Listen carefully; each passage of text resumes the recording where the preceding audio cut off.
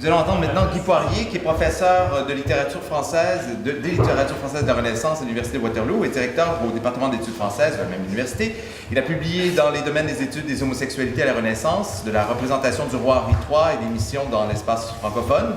Il travaille à un projet de recherche sur les Japons de Pierre-François Xavier de Charlevoix et vient de publier en 2017 le premier tome des travaux du groupe de partenariat texte missionnaire dans l'espace francophone.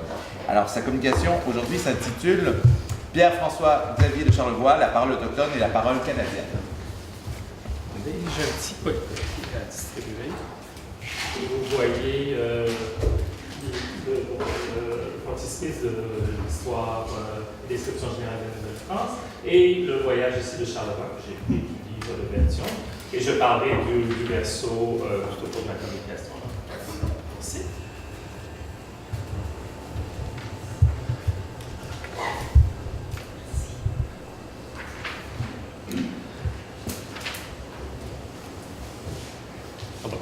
Alors, Pierre-François Xavier de Charlevoix, la parole autochtone et la parole canadienne. Alors, je dois d'abord m'excuser pour mon retard, que j'arrive comme ça à la deuxième journée du colloque. Alors, c'est pas par vanité, c'est simplement que j'avais des responsabilités, disons, directoriales hier à l'université. Je remercie Luc de m'avoir permis d'arriver un petit peu plus tard afin de bien y remplir. Alors, je connais aussi surtout le Charlevoix du Japon, mais je suis très heureux, en fait, qu'on m'ait invité à participer à ce colloque, qu'on dit magnifique déjà. Alors, voilà, très bien et bravo, Luc. Alors, l'idée de la présente communication m'est venue d'une grande déception éprouvée il y a quelques années, alors que j'avais parlé de la description du voyage que Charlevoix avait fait en Ontario en 1721. C'était au colloque de Sudbury. Je vois un collègue qui était là, d'ailleurs, à ce colloque, et dont il me donne la description dans son journal de voyage. En fait, le littéraire en moi avait été fort déçu de ne retrouver chez Charlevoix que des capsules culturelles sur des aspects des mœurs autochtones, capsules et commentaires généraux ne correspondant d'ailleurs parfois pas toujours aux régions qu'il traversait. Alors, ces parenthèses savantes, qui occupent parfois près des 2/3, sinon des 3/4, des lettres que Charlevoix adresse à Madame la Duchesse de Lesdiguières, une lectrice hypothétique, selon les critiques modernes, trahissent les préoccupations livresques de l'historien, qui accorde peu de place à l'observation directe et à la conversation. Je ne serais donc pas si optimiste que Marie-Christine Pioffet, qui est là dans la salle, dans son article sur le théâtre du Nouveau Monde qui vient de paraître, quant à la présence de la parole autochtone chez l'Hérodote des missions. Charlevoix, dans la lignée des explorateurs et des historiens, se veut l'écho de conversations déjà bien contenues par les relations jésuites, les explorateurs des premières générations, sans pourtant s'éloigner d'un moment mythique où les autochtones chrétiens, les missionnaires, apparaissent dans toute la grandeur de la fable mystique. Il ne faut pourtant pas rejeter Charlevoix, loin de là.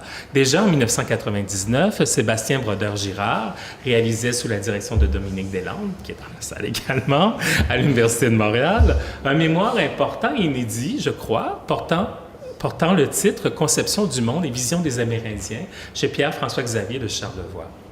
L'historien des missions apparaît alors dans toute sa splendeur, celle du grand maître de la synthèse des sources, provenant, nous le savons maintenant, grâce à l'édition critique du journal réalisée par Pierre Berthiaume, des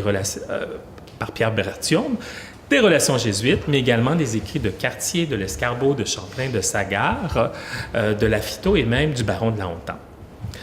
Charlevoix, et j'ai pu d'ailleurs le constater dans mes travaux sur ou plutôt les Japon, parce qu'il y a eu plusieurs éditions de son livre, de Charlevoix, avec cette capacité d'amalgamer un nombre impressionnant de témoignages écrits, donnant la préférence aux observations des religieux de son ordre, mais soulignant aussi en bon seigneur les apports des voyageurs catholiques, et l'on pense au Récollet Sagard, dont j'ai déjà parlé, et Dieu l'en garde des protestants, Laudonnière et également Kampfer pour l'histoire du Japon.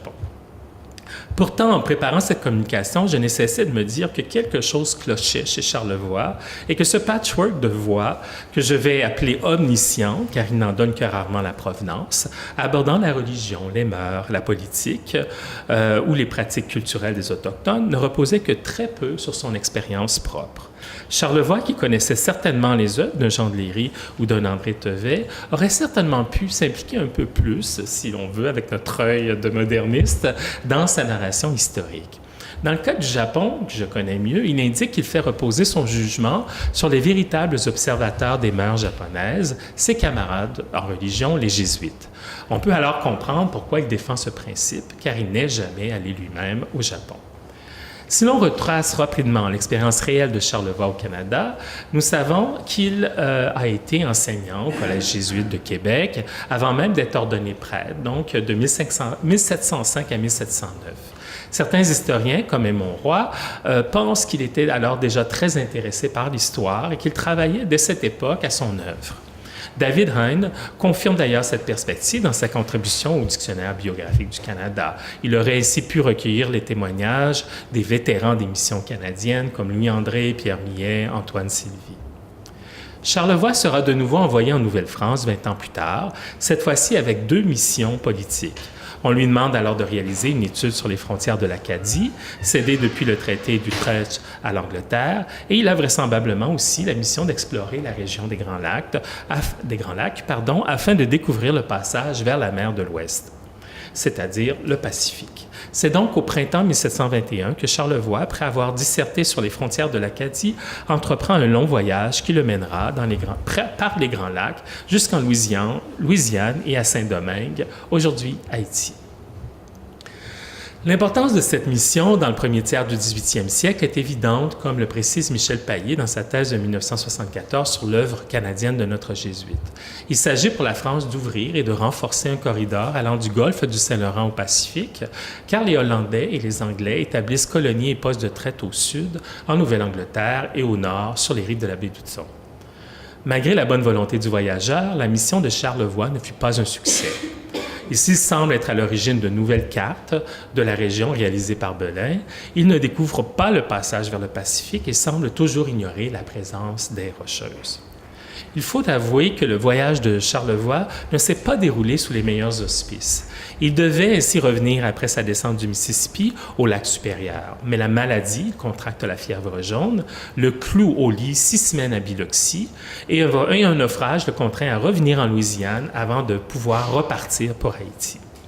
Il arrive alors trop tard pour prendre un navire pour Québec et il se résigne à revenir en France sans avoir vraiment eu le temps d'explorer le lac supérieur et d'avoir découvert ce fameux passage vers le Pacifique. Si Charlevoix avait tout de même eu la chance de parcourir de juin à octobre 1721 le territoire allant de Québec à la source du Mississippi, son voyage suit la carte des forts plus que l'itinéraire du commerce des fourrures. De Québec, il va à Trois-Rivières, puis à Montréal. Il se rend ensuite à Cataraqui, donc à Kingston, puis aux chutes du Niagara, avant d'explorer le lac Erie en direction de Détroit, puis du fort de Michilimackinac. Charlevoix s'intéresse alors au lac Michigan à partir du fort Saint-Joseph pendant quelques semaines, avant de reprendre son voyage vers la Louisiane. De retour en France, il attendra une vingtaine d'années, c'est-à-dire jusqu'en 1744, pour publier son Histoire et description générale de la Nouvelle-France, avec le journal historique d'un voyage fait par ordre du roi dans l'Amérique septentrionale. Cet ouvrage fut publié à Paris simultanément chez Didot, notamment Pierre-François Giffard, la veuve Gannot, ses libraires habituels, où il avait publié déjà pour le Japon. En 2 formats, une quarto en 3 volumes avec illustrations et une 12 en 6 volumes. C'est l'un des derniers ouvrages, en fait, publiés par Charlevoix. Ces toute dernière publication étant la seconde version augmentée de l'histoire du Japon de 1754 et l'histoire du Paraguay de 1756-57. Charlevoix meurt au Collège de la Flèche le 1er mai 1761, quelques mois avant que l'on commence en France à fermer les collèges jésuites et 2 années avant l'expulsion de l'ordre. Un dernier mot cette fois-ci à propos de la composition du journal de voyage. Il s'agit d'une relation de voyage sous forme épistolaire, dans le goût de l'époque, mais il fut probablement écrit, selon Pierre Berthiaume, au retour de France. La destinatrice des 35 lettres, Madame la Duchesse de Lesdiguières, bien qu'ayant existé, n'est fort probablement qu'une destinatrice factice. Tout comme les effets de réel que l'on retrouve ici et là au début et à la fin des missives, alors que Charlevoix indique qu'il doit terminer sa lettre pour la remettre à un messager, ou encore, à l'opposé, qu'il peut terminer son paragraphe car le départ a été retardé par les Canadiens. Je reviendrai là-dessus. La voix du narrateur est la voix de l'observateur. Dans une lettre produite par Raymond Roy et par Père Berthiaume, en annexe au journal d'un voyage, Charlevoix explique au commanditaire de son expédition, Louis-Alexandre de Bourbon, comte de Toulouse, les raisons qui l'ont empêché à revenir à Québec après le naufrage de son navire dans les Keys, mais également les problèmes qu'il a rencontrés lors de son second périple en Amérique. Cette lettre nous semble des plus intéressantes car elle donne un aperçu de la quête de l'historien sur le territoire. Dans cette lettre, Charlevoix fait reposer le poids de l'échec non pas sur ce qu'il a vu, mais bien sur ce qu'il a pu entendre. Alors, j'arrive à la voix, ou plus précisément sur ce qu'il n'a pas pu entendre. Les habitants du pays, si importants dans tout processus de découverte, ne se sont donc pas ouverts aux pères jésuites. S'il précise qu'il fit tous les efforts nécessaires pour recueillir l'information et qu'il se rendit même à Montréal, et je cite, sur les glaces, il s'en prend aux connaissances des Canadiens qui, et je cite de nouveau Charlevoix, qui voyagent sans s'embarrasser beaucoup de s'instruire sur les pays qu'ils parcourent. Nous précisons qu'il fait alors référence aux Français nés au Canada, parfois appelés créoles du Canada ou encore canadiens. De plus, toujours dans la même lettre, il souligne que le voyageur ou l'explorateur canadien préfère souvent mentir plutôt que d'avouer son ignorance. Et je cite de nouveau, « Il faut même être un peu en garde contre eux, car comme ils ont quelquefois honte de ne pouvoir rendre aucun compte de ce qu'ils ont vu, ils ne font point de difficulté de substituer des romans qu'ils digèrent assez bien à la place de la vérité qu'ils ne connaissent pas. » Le sentiment de frustration du jésuite ne s'arrête pourtant pas là. En fait, si Charlevoix parvient à enfin parler des voyageurs dans leur milieu naturel, alors qu'il s'arrête dans l'effort de Montréal, entre Montréal et le Mississippi, donc au meilleur endroit pour colliger des renseignements, les langues semblent se délier à force d'insistance, mais pour donner des informations contradictoires. C'est ce qu'il déplore lors de son séjour au Michigan, alors qu'il reste 6 semaines au fort de la rivière Saint-Joseph. Et je peux citer également ces quelques lignes. Il y a là, Monseigneur, quantité de Canadiens qui ont voyagé longtemps, la plupart dans le Missouri. Je les ai tous entretenus, tout à loisir, mais j'ai trouvé tant de contradictions dans leur rapport que je n'ai pas jugé devoir faire beaucoup de fond, excepté sur ce que je trouvais conforme à ce qui m'avait été dit ailleurs. Alors là, c'est un leitmotiv de Charlevoix. Charlevoix fait alors probablement allusion dans ce passage au groupe de Canadiens qu'il rencontre quelques semaines plus tard, dont 2 vont se joindre à son expédition. En fait, autre mystère, je n'ai pu trouver la mention de 12 Français qui composent l'expédition de Charlevoix qu'une seule fois dans le journal de voyage. Il ne fait la plupart du temps nullement mention des gens qui l'accompagnent, même s'il emploie la forme « nous » et laisse entendre qu'il n'était pas seul à voyager. Si l'on se tourne maintenant vers les voix autochtones, nous avons un son de cloche semblable qui cependant laisse entendre un certain mépris de la part de Charlevoix, mépris auquel il succombe moins par dédain que par dépit, de nouveau. En effet, dès la première lettre de son journal de voyage, il décrit ainsi le désert culturel vers lequel il s'apprête à voguer, toujours à sa destinatrice factice. Car vous n'ignorez pas que l'on m'envoie dans un pays où je ferai souvent 100 lieues et davantage, sans rencontrer un homme, et sans voir autre chose que des bois, des lacs, des rivières et des montagnes. Et quels hommes encore que ceux qu'on y pu rencontrer, des sauvages dont je n'entends point la langue et qui ne savent pas la mienne. De plus, que me diraient-ils, ils ne savent rien, et que leur dirais-je, ils ne sont pas plus curieux d'apprendre des nouvelles d'Europe que vous ni moi. Madame, ne le sommes d'être instruits de leurs affaires. On assiste bien sûr ici à une parade épistolaire, mais il n'en demeure pas moins que Charlevoix avoue d'emblée de jeu qu'il ne comprend pas les langues autochtones. Si la curiosité envers les pratiques et les mœurs des différentes nations qu'il va rencontrer se développera, tout au fil des 35 lettres constituant le journal de voyage, Charlevoix persistera pourtant à avouer son impuissance à comprendre l'autre. Un épisode assez intéressant à ce propos apparaît dans la lettre 19. Alors, si vous tournez, vous avez le plan de la lettre 19, si vous tournez votre feuille. Il dit écrire cette lettre à Michilimackinac le 30 juin 1721. Il y décrit son périple de Détroit à l'île située aujourd'hui en face de Saint-Ignace, au Michigan, qui est devenu finalement pas un parc d'attractions, mais plutôt un parc préservé où il n'y a pas de voiture, par hasard. C'est d'ailleurs à voir. Voici dans un premier temps le plan de cette lettre qui me semble assez singulière, car c'est l'une des rares missives où il utilise à plusieurs reprises le nous et le je, surtout dans la première partie, et où il transcrit non pas un dialogue, mais une impossibilité de dialogue. Alors, je vous ai mis le plan simplement pour vous montrer un peu de quoi Charlevoix est capable de parler. Mais j'ai surligné au tout départ le seul moment où vraiment il va parler de son expérience lors de ce voyage. Tout le reste, ce sont ces fameuses capsules de commentaires qu'il a tirées de différents auteurs. Alors, pour trouver les sources, je me suis bien entendu aidé de Pierre Berton, merci, et j'ai indiqué les sources approximatives que lui-même a trouvées pour les différentes sections. Alors, vous pouvez voir, par exemple, il y a départ de Détroit. Alors, le soin que les jeunes sauvages prennent de se parer, ça, je crois que c'est vraiment une observation directe. Ensuite, vous avez la situation de Michilimackinac, description du lac supérieur, donc plutôt géographique, et commencent ensuite les différentes capsules tirées de Rodot, Père Louis-André, Claude Alouest, Perrault, Lafitteau, Nicolas Perrault, etc., jusqu'à la fin, il termine sur l'observation sur les noms de Sagard. Alors, vous voyez un peu, et ça, c'est une lettre de 20 pages. Les soins pour les jeunes sauvages prennent de se parler, ça occupe à peu près une page, je dirais. Donc, vous voyez un petit peu toute la dimension, enfin, le peu d'observations qu'il met et toute l'importance, finalement, des sources qu'il ne dit pas citer, mais qu'il prend, qu'il emprunte ailleurs, comme on faisait à l'époque. Et pour lui, même dans ce journal de voyage, c'est ce qu'il faut dire, c'est ce qui est vrai, finalement, ce qu'il a trouvé chez d'autres auteurs, plutôt que ce qu'il voit lui-même. Je vais quand même essayer d'expliquer un petit peu ce qu'il voit, parce que je trouve que c'est assez intéressant, si j'ai le temps. Alors, le plan de la lettre, réalisé à l'aide de l'édition de critique de Pierre Bertium, montre qu'avant de se lancer dans une série de capsules ethnographiques allant de certaines fables autochtones à la façon dont on choisit le nom des enfants, Charlevoix décrit l'anecdote d'un jeune homme à qui il dit avoir donné une place dans son canot, car il pensait qu'il était fort et vigoureux. Alors, c'est un jeune autochtone. Il avait ainsi espéré que le jeune autochtone se serve de sa force pour faire avancer l'esquif plus rapidement.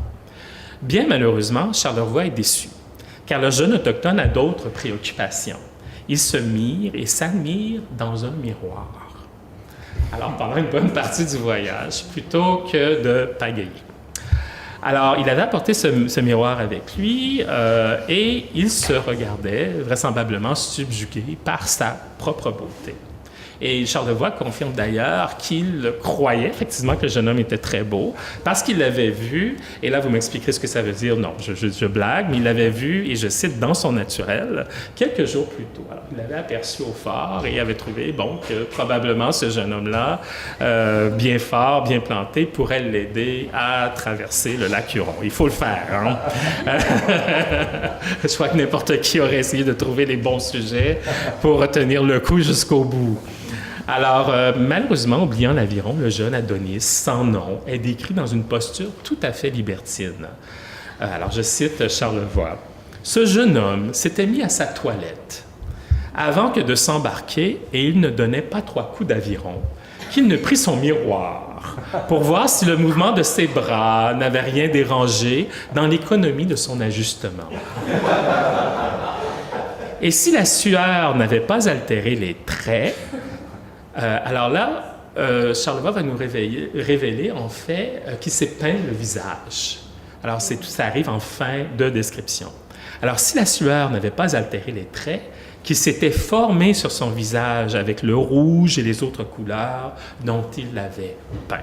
Alors, c'est pour ça qu'il parle de naturel. Alors, il le trouvait très beau, finalement, sans peinture symbolique, mais après, il ne voit pas la beauté, et surtout, en plus, qu'il ne participe pas au voyage.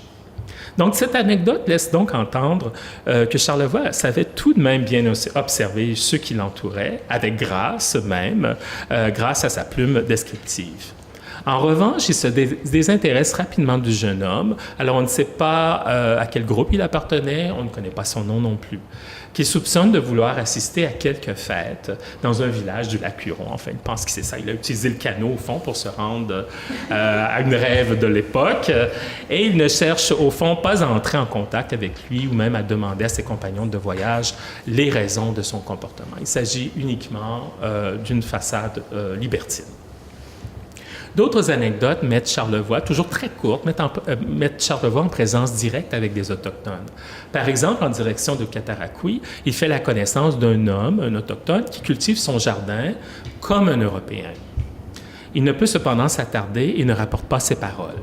Lorsqu'il rencontre les Sioux, sur la pointe qui sépare le lac supérieur du lac Michigan, il indique qu'il les a questionnés sur ce qui se trouvait à l'ouest du pays, mais sans trop donner de précision. Il conclut en rabaissant leur témoignage au profit, une fois de plus, des sources qu'il connaissait déjà. Et je cite Charlevoix, « Et quoique je sache qu'il ne faut pas toujours prendre à la lettre tout ce que disent les sauvages, en comparant ce que ceux-ci m'ont rapporté avec ce que j'ai ouï dire à plusieurs autres, j'ai tout lieu de croire qu'il y a dans ce continent des Espagnols. » Alors, on parle de l'ouest du continent à ce moment-ci. Si l'on jette rapidement un œil à l'histoire de la Nouvelle-France, alors je n'ai pas le temps d'élaborer cette partie-ci, il est évidemment beaucoup plus difficile d'y retrouver des récits personnels, d'autant plus que Charlevoix décrit des événements qui se sont déroulés depuis le début de la conquête. Une place privilégiée est cependant accordée aux Autochtones chrétiens. Les tribus ennemies des Français recueillent leur lot de jugements stéréotypés qui laissent entendre que Charlevoix partage les mêmes sentiments que les témoins.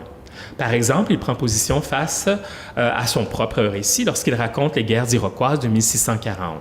Il va ainsi dire, en décrivant la scène au passé, et je cite, « Un procédé si indigne montra le peu de fond qu'il y avait à faire sur la parole de ces barbares. » Alors, je termine la citation.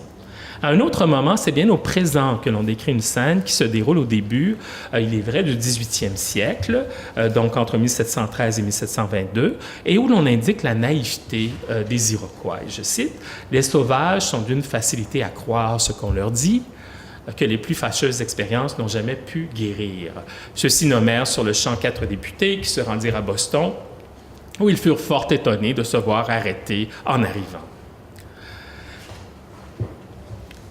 Nous avons donc tenté de démontrer très rapidement que même si Charlevoix, historien, avait fait parler les nations autochtones en reprenant les témoignages de ses prédécesseurs explorateurs ou missionnaires, il ne semblait pas avoir, lors de son second voyage, eu l'occasion de côtoyer ou de se rapprocher d'un si grand nombre d'entre eux. Ne connaissant pas les langues autochtones et ne s'intéressant peut-être pas tant à observer les us et coutumes des Premières Nations, il a donc parlé des Autochtones en utilisant le discours rapporté. Bien entendu, il a fait une magnifique synthèse de ce que l'on pouvait lire et dire des différentes tribus qui peuplaient alors le territoire de la Nouvelle-France. Ces nombreux passages sur l'éloquence des chefs amérindiens, sur les tactiques de guerre et de négociation, sur leur courage et leur cruauté, sur les mœurs civiles des différentes tribus, propulsent ainsi l'œuvre de Charlevoix au rang des grands monuments du récit de la Nouvelle-France historique. Pierre Berthiaume, que je me permets de nouveau de citer, mais cette fois-ci dans les monuments intellectuels de la Nouvelle-France et du Québec ancien, qui ont été publiés, je pense, l'année dernière, rappelle que l'œuvre de Charlevoix, et je cite Pierre, a servi de référence aux premiers historiens du Canada. Michel Bibeau, François-Xavier Garneau, Jean-Baptiste Antoine Ferland, Étienne Michel Fayon se sont tous inspirés de l'historien, même si on lui reproche tantôt quelques erreurs factuelles, tantôt une perspective trop religieuse. Berthiaume parlera également de sa vision mystifiante, de la vision mystifiante de Charlevoix, qui nous laisse après tout songeur quant à la construction historique qu'il nous a léguée. Qui sait après tout ce que Charlevoix pensait vraiment des Autochtones? Il souhaitait peut-être, tout comme les Canadiens, éviter les rapports avec ces peuples qui ne correspondaient peut-être pas toujours à l'image qu'il avait créée dans son cabinet d'historien. Ironie de l'histoire, la parole canadienne rapportée par Charlevoix n'a pas, quant à elle, subi des transformations mystificatrices appliquées à l'univers amérindien. Dans deux passages, l'un tiré de l'histoire de la Nouvelle-France et l'autre du journal de voyage, Charlevoix associe, sans le faire parler, le Canadien à l'Autochtone. Alors il va dire « les deux sont avides, mais dissipent rapidement ce qu'ils possèdent. Ils ont trop souvent des vies errantes. Ils ont une bonne opinion d'eux-mêmes, ils savent très bien conduire leur canot. Ils sont de mauvais valets et ne savent pas commander. Ils n'éprouvent que peu de sentiments pour leurs parents. Seules les Canadiennes s'en tirent un peu mieux, car si les hommes ont beaucoup d'esprit, ce sont surtout les femmes canadiennes qui possèdent habituellement cet atout. Notre enquête sur Charlevoix, l'historien et le voyageur réel ou fictif, est loin d'être terminée. En effet, Charlevoix est parvenu, à la fois pour la Nouvelle-France et le Japon, à s'imposer pour plusieurs siècles comme l'auteur de référence. S'il ne pouvait écouter ou ne comprenait pas vraiment son interlocuteur en vrai, il est pourtant parvenu à imposer sa vision de culture très étrangère à sa réalité et à la mémoire occidentale. S'il est parvenu également à construire l'image que de nombreux historiens littéraires auront de l'autochtone, il n'a peut-être pas toujours réussi à l'écouter ou du moins à entendre ses voix. Alors, je vous remercie.